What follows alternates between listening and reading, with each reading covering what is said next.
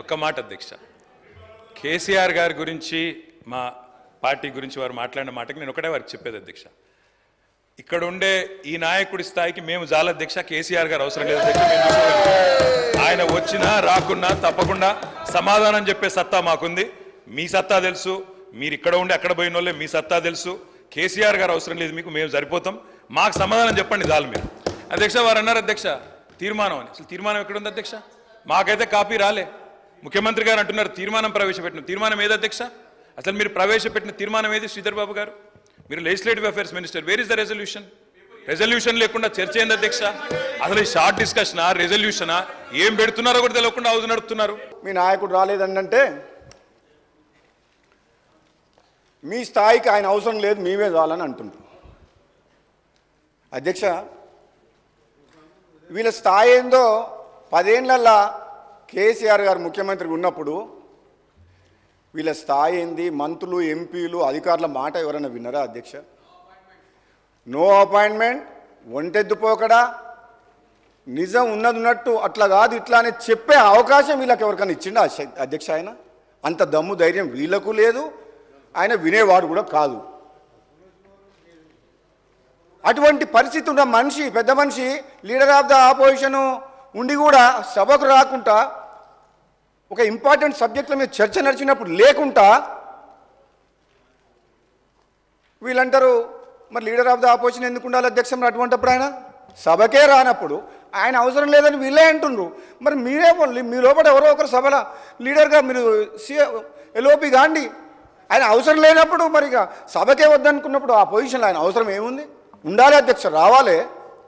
ఆయన చేసిన మంచి పనులుంటే ఈ కాంగ్రెస్ ప్రభుత్వం ఈరోజు రైతులు 2004లో ఆశీర్వదించినట్టు మళ్ళీ 2023లో కూడా రైతులు నమ్మకంతో కాంగ్రెస్ పార్టీ మళ్ళీ అధికారంలోకి వస్తే మాకు మా ప్రయోజనాలు మమ్మల్ని కాపాడుతారన్న నమ్మకంతో ఈరోజు రైతులు మాకు అధికారం ఇచ్చిండ్రు. అంటే రైతులకు కాంగ్రెస్ పార్టీ ప్రభుత్వం మీద, కాంగ్రెస్ పార్టీ మీద, రాహుల్ గాంధీ నాయకత్వం మీద, సోనియా గాంధీ గారి నాయకత్వం మీద అంత నమ్మకం ఉంది అధ్యక్ష.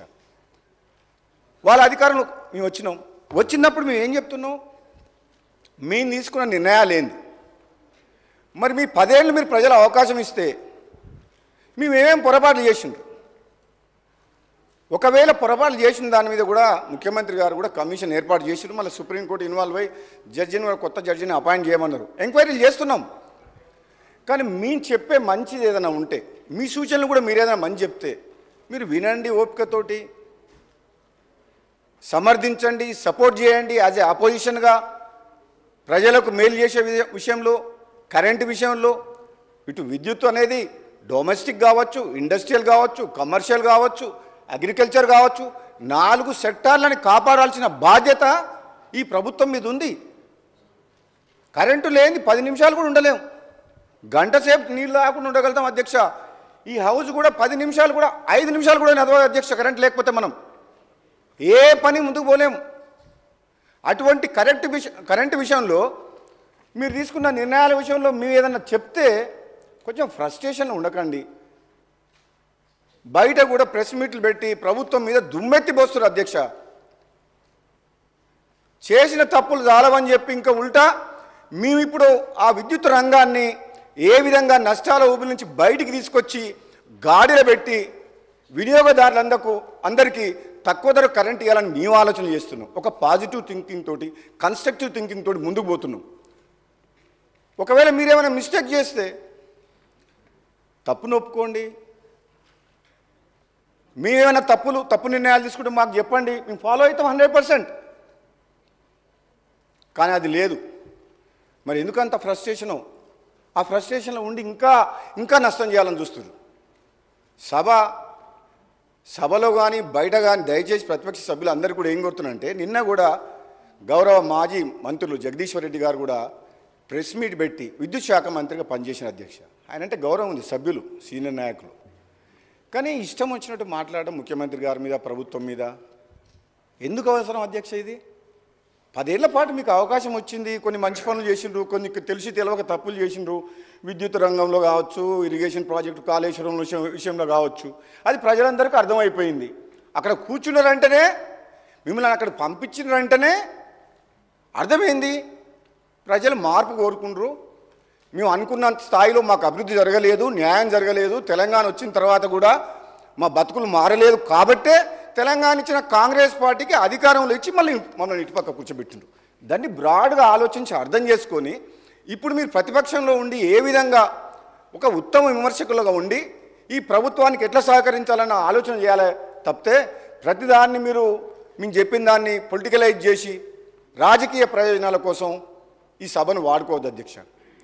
ఈ సభల ప్రభుత్వం వచ్చినప్పటి నుంచి ఎప్పుడు కూడా ఉపన్యాసాలు ఇచ్చి ఆచరణకు అమలుకు సాధ్యం కాని మాటలు కూడా చెప్పడం ఇంతవరకు మేము చేయలేదు.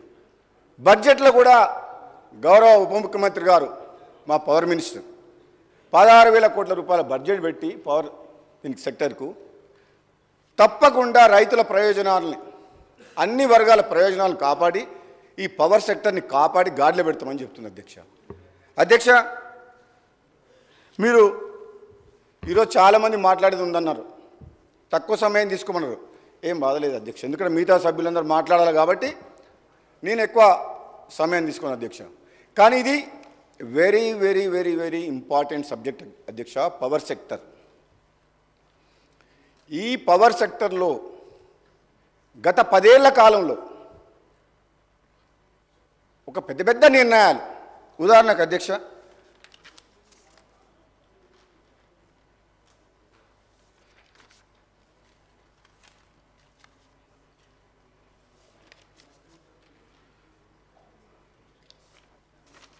భద్రాద్రి పవర్ ప్లాంట్ విషయంలో అధ్యక్ష, వీళ్ళు భద్రాద్రి పవర్ ప్లాంట్ స్టార్ట్ చేసిండ్రు. మేము ఇంతకుముందుకు చెప్పినట్టు 2,960 మెగావాట్ల ప్లాంట్లు తెలంగాణ వచ్చే నాటికి ప్రాసెస్లో ఉన్నాయి, ప్రోగ్రెస్లో ఉన్నాయి, కంప్లీట్ అయినాయి. అది మేము చేసినాం అని చెప్పుకుంటున్నాం. పర్వాలేదు, చెప్పుకొని ఏం కాదు, మంచి పని చేసినాం. మేము స్టార్ట్ చేసిన పనులు, మేము ఇల్లు కట్టిన తర్వాత సున్నం వేసి మేమే ఇల్లు కట్టినాం, ఎయిర్పోర్ట్ మేమే కట్టినాం, ఔటర్ రింగ్ రోడ్ మేమే చేసినాం, అన్నీ మేమే చేసినాం, పవర్ ప్లాంట్ మేమే కట్టినాం అని చెప్తుండ్రు. మీ మొదలుపెట్టి 90% కంప్లీట్ అయిన కల్వకుర్తి ప్రాజెక్టు, కొన్ని ఇరిగేషన్ ప్రాజెక్టులు కూడా మేము చేసినామని మా అకౌంట్లు. పర్వాలేదు, మాకు దాని విషయంలో కూడా మేము డిస్ప్యూట్ చేయదలుచుకోలే.